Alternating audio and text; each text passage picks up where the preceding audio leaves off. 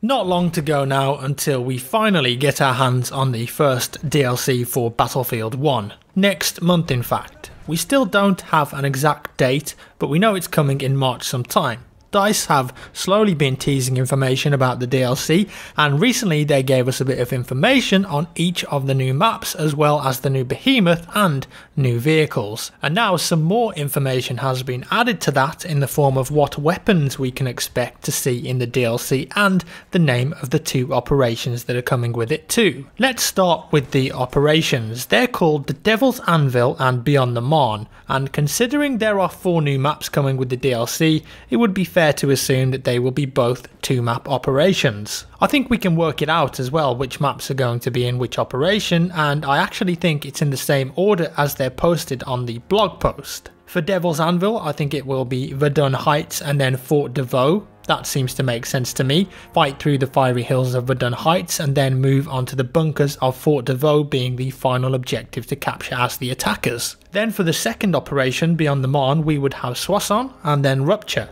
Much more open maps designed for tank-based gameplay, so they seem to work well together. Now of course that's just what I think based on the info we have, but it seems most likely to me at least.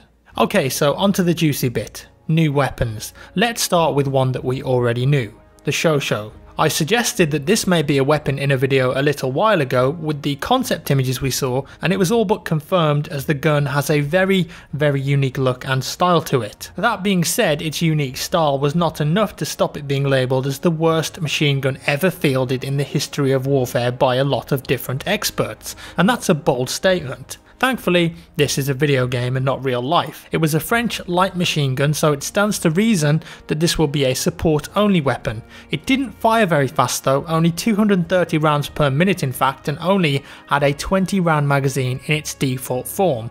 Not exactly world beating, that one. I'm interested to see how DICE make this a viable weapon in game. It's also worth knowing that the weapon's official name was Fusil Mitrailleur Model 1915 CSRG, and this is important because the term CSRG is made up of the initials of Shosho, Sutter, Riberoy and Gladiator, who were the manufacturers of the weapon. Next is what I believe to be another assault weapon, the Riberoy's 1918, made by one of the manufacturers of the Shosho.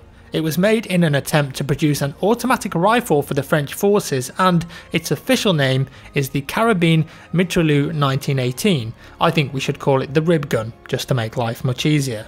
It had a 25 round box-fed magazine and it fired at around 500 to 600 rounds per minute. And what's interesting is that I also found versions of the weapon that came equipped with a lightweight bipod on the front, but for all intents and purposes this was an SMG, so I have to assume that it's going to be an assault class addition to the game. By 1921 though, the French had abandoned the Riberoy 1918 because of its relatively low targeting range of only 400 meters. There was also a Shosho Riberoyal variant that was designed to be used by French tank crews for close range protection. Now, I know what you're thinking, surely there aren't enough Swedish designed shotguns in the game. Well, thankfully your prayers have been answered. Introducing the Shogun Inertia shotgun. Shogun Inertia was a 12 gauge semi-auto shotgun designed by Swedish inventor Carl Theodor Shogun. It also used an internal inertia system that is now widely used in shotguns, hence the Shogun Inertia name. I'll be honest, I don't really use anything other than the Hunter at the moment in the assault class even after the nerf. I don't use shotguns all that often anyway because SMGs are just more versatile, but if I feel the need to take the action up close then the Hunter is usually my go-to place. Perhaps this Swedish offering could change that, I hope so. Now it was initially produced in Sweden but production did move to Denmark. It had a 5-round internal magazine and less than 5,000 of these were produced. And of course this is a shotgun, so it has to be an assault weapon in the game.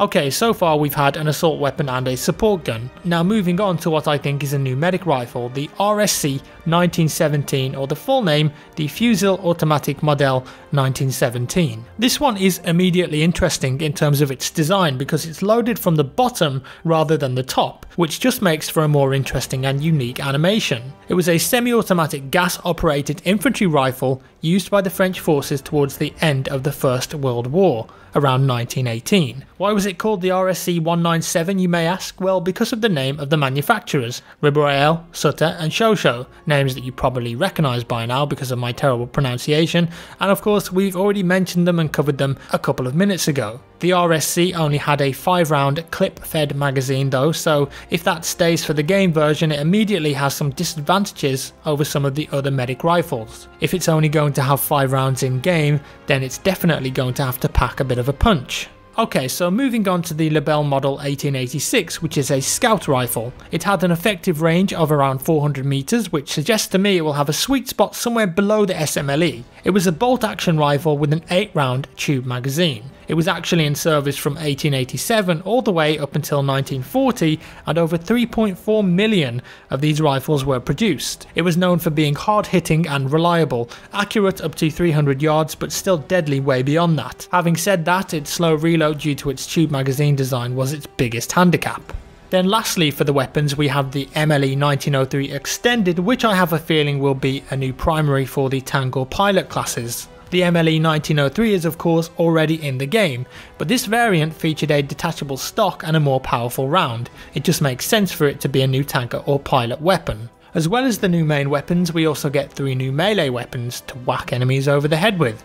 The Cogwheel Club, which I can only assume is a club with a cog on the end. Maybe I'm taking that a little too literally, but I found an image of what I think could be a cogwheel club. And then we've got the nail knife, which may sound like a knife with nails just sticking from it, which in itself would be crazy, but more likely it's a knife crafted from a nail, which apparently was a thing. And then the trench fleur is a very crude dagger almost. I imagine it gets its name from the shape, considering fleur in French translates to flower. And as well as this, something that we've mentioned before, a brand new game mode called Frontlines will accompany the new DLC, and we also get a new behemoth, a gigantic French Char 2C tank. It's not the only tank either, as we also get another standard tank called the Assault Gun tank. A new melee-based elite class is also thrown into the mix called the Trench Hunter, and a new stationary weapon called the Siege Howitzer will be dotted around for us to play with. As well as the new maps, elite, weapons and vehicles, you'll also be able to rank up an extra 10 ranks, earn new medals, dog tags and extra codex entries for you achievement hunters out there. I'm really looking forward to the new DLC. I think Battlefield 1 needs some fresh maps, and I think the player base will really enjoy what They Shall Not Pass has to offer. Right then, moving on from Battlefield, I've got a couple of little things I wanted to talk to you about whilst I've still got your attention. Firstly, I've had a lot of you guys asking me on Twitter or in YouTube comments how I'm doing in terms of my health. Thank you for asking. And I'm happy to say that I'm feeling much better now.